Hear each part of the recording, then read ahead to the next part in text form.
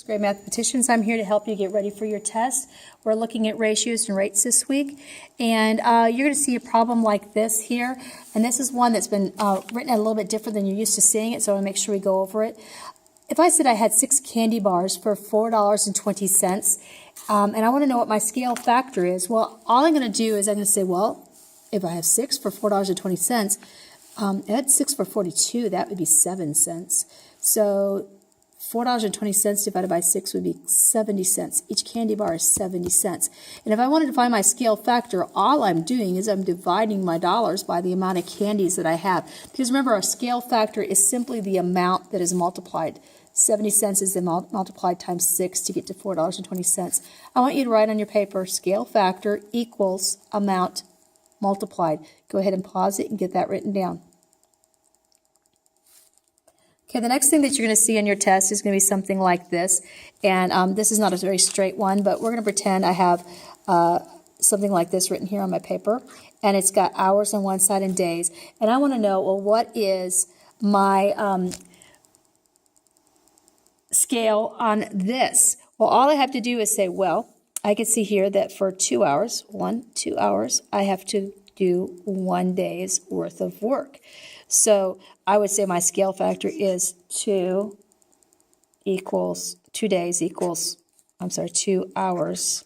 equals 1 day. And that would be a pretty simple way to do it. And this one's kind of hard because the line is kind of wonky there.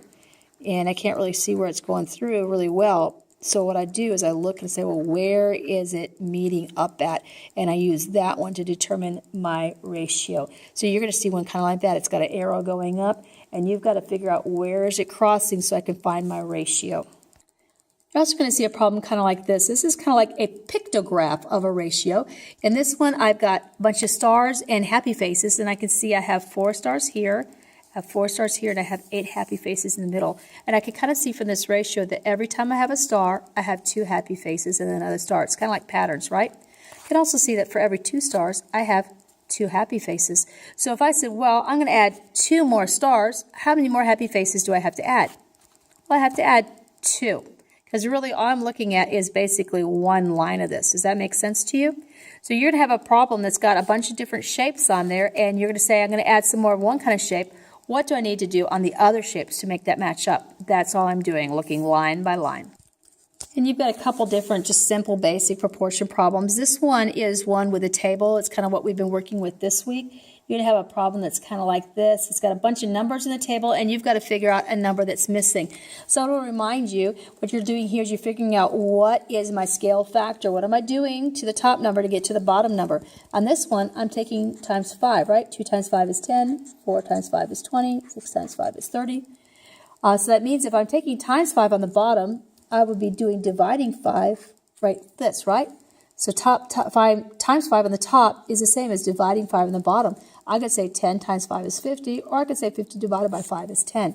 So if I have a number on the top, like 50, I know I'd have to times 5 to get 250. If I have a number on the bottom, like 5, I'd have to divide by 5 and get 1. So all I'm doing is looking and figuring out what is my scale factor, and then I'm going to do whatever I have to do to get the answer out of the scale factor. You've got lots and lots of different ratio kind of problems, and I just want to remind you to make your proportions. I'd like to go ahead and write that down on your paper too. You make your proportions, make your ratios. You can make them like this, or you can make them like this, like we've been doing this week. If that works better for you, I don't care which way you do it. Just make sure you make them. Draw this and this. I also want to remind you what a ratio is. A ratio can look like this, 3 with a colon between the number. That would be like a colon between 2 values. It can also be written like this, as a fraction.